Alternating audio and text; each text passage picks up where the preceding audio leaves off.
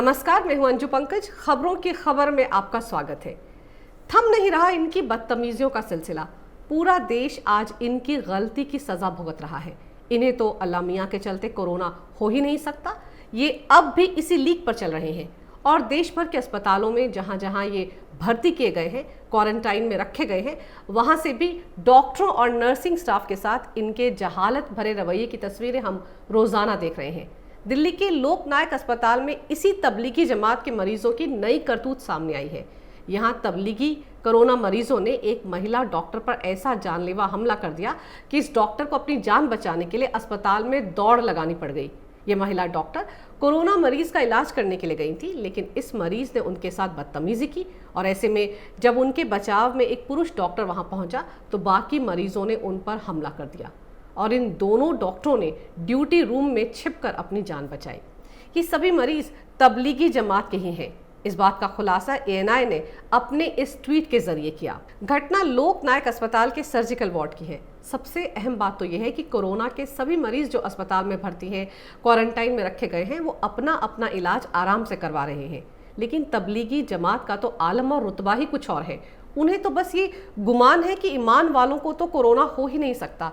इसी गलत फहमी के चलते दिल्ली के निजामुद्दीन की मस्जिद में हुए मरकज में शामिल हुए करीब सारे के सारे तबलीगी कोरोना के मरीज हो गए। ना सिर्फ मरीज हो गए बल्कि दूसरों के लिए कोरोना बम बन गए। याद है ना कैसे आधी रात को लॉकडाउन के बावजूद इन सबको जबरदस्ती मस्जिद से बाहर निकाला गया था, लेकिन देश का वही टुकड़े टुकड़े गैंग इनकी हिमायत कर रहा है। तबलीगियों को पूरे मुसलमान समुदाय का ठेकेदार बताकर ये प्रोपेगेंडा कर रहा है कि देश में कोरोना के नाम पर मुसलमानों को बदनाम किया जा रहा है।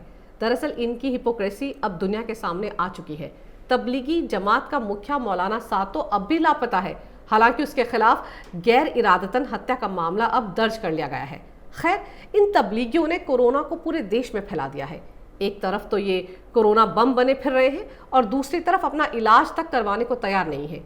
जो डॉक्टर और नर्सिंग स्टाफ अपनी जान दांव पर लगाकर इनका इलाज करने की कोशिश कर रहे हैं, उन पर कभी ये थूकते हैं, कभी हमला करते हैं, कभी कहीं वार्ड में गंदगी करते हैं, तो कभी यूरिन से भरी बोतलें फेंकते हैं, महिला डॉक्टरों पर भद्दी फप्तियां कसते हैं। लेकिन सवाल इनकी जाहिल जहनियत का है, सवाल इनकी घटिया सोच पर है, सवाल इनके नापाक इरादों पर है। सवाल ये भी कि क्यों ये इस तरह से दूसरे लोगों की जान आफत में डालने को आमादा है। दिल्ली सरकार को देखिए किस तरह से अभी तक इनका बचाव करती आ रही है। दिल्ली में 66% कोरोना पीड़ित तबलीगी जमात के लोग ही हैं। पहले तो केजरीवाल अपनी हर प्रेस कॉन्फ्रेंस में इस जमात का नाम धड़ल्ले से ले रहे थे, लेकिन अब तो तबलीगी जमात का नाम लेने से परहेज कर रहे हैं। तबलीगी जमात का नाम लेने में केजरीवाल की हवाइयां उड़ने लगी हैं। अब इनका नाम स्पेशल ऑपरेशंस के तहत लिया जा रहा है। हालांकि ये जानना भी यहाँ पर जरूरी है कि स्पेशल ऑपरेशंस में बाकी लोग भी आते हैं। खैर, कहा जा रहा है कि दिल्ली अल्पसंख्यक आयोग के कहने पर केजरीवाल ने ये कदम उठाया है। वैसे तबलीगी जमात के लोग दिल्ली में मरकज में हिस्सा लेने के बाद चुपचाप अपने अपने गांव जा पहुंचे थे और फिर किस तरह कोरोना मरीजों का आंकड़ा बढ़ा है वो हम सब के सामने है। लेकिन इसके बावजूद एक पूरी बिरादरी इनका बचाव करने में लगी हुई है। दलायर नहीं, वो दवायर के हाल फिलहाल के आर्टिकल देख लीजिए, उनके एडिटर का फेक एजेंडा देख लीजिए, वो सब इसी जमात को बचाने में लगे हुए हैं। कुछ लोगों को तो ये भी लगता है कि तबलीगी जमात के चलते पूरे मुस्लिम समुदाय को कटघरे में खड़ा क्यों किया जा रहा है। एक और घटना बताती हूँ आपको उत्तराखंड की, जहां हल्द्वानी में कोरोना का हॉटस्पॉट बन चुके बनभूलपुरा में जब एक मौलवी समेत 14 लोगों को क्वारंटाइन करने के लिए पुलिस पहुंची तो उन पर हमला कर दिया गया। तबलीगी जमात से जुड़े हुए देवबंदी विचारधारा के सैकड़ों लोग लॉकडाउन के बावजूद सड़कों पर उतर आए। अल्लाहू अकबर का नारा लगाते हुए ये भीड़ सड़क पर आ गई। ताज्जुब तो इस बात का है कि इमाम को अगर क्वारंटाइन कर भी रही थी पुलिस, तो इतने बवाल की आखिर जरूरत क्या थी। उसकी जान को बचाने के साथ साथ बाकी लोगों में ये बीमारी ना फैले, यही मकसद था ना पुलिस का। इस इमाम को 2 हफ्ते तक क्वारंटाइन में रखने को लेकर इतना हंगामा किस लिए किया गया, वो भी तब जब पूरे देश में कोरोना के चलते लॉकडाउन है। शासन या प्रशासन की कोशिश सिर्फ और सिर्फ कोरोना वायरस के संक्रमण को रोकने की है और इसी मकसद से पुलिसकर्मी, स्वास्थ्यकर्मी खुद की जान को जोखिम में डालकर कोरोना मरीजों को तलाश रहे हैं। लेकिन तबलीगी जमात से जुड़े लोग सरकार की इसी कोशिश को पलीता लगा चुके हैं और जो कोई कसर बाकी रह गई है तो इमाम और मौलवी टाइप लोगों के पीछे चलने वाली भीड़ उसे भी पूरा कर रही है। इस तरह की घटनाएं किसी के कहे बगैर ही पूरी जमात को कटघरे में खड़ा करने के लिए काफी होती हैं। ताज्जुब तो इस बात का है कि एक तरफ देश कोरोना के खिलाफ एक बड़ी जंग लड़ रहा है, एक एक जान को बचाने की मशक्कत हो रही है, वहीं दूसरी तरफ ये तबलीगी जमात जो ज्यादा से ज्यादा लोगों तक कोरोना फैलाने की नापाक कोशिश में लगी हुई है। और इस बीच देश का विपक्ष जो सरकार की हर बात में सिर्फ और सिर्फ बुराई ही तलाशता रहता है और जिसने अभी तक इस जमात की कोरोना करतूत को सिर्फ मूक दर्शक बनकर ही देखा है, इनकी तमाम बदतमीजियों के बावजूद एक लाइन भी नहीं बोली है। लिबरल और लुटेन पत्रकार तो पहले दिन से ही इनके बचाव में मैदान में कूद गए थे, लेकिन कांग्रेस पार्टी, लेफ्ट और लगभग सभी विपक्षी पार्टियों ने तबलीगी जमात के बारे में सब कुछ नजरअंदाज किया।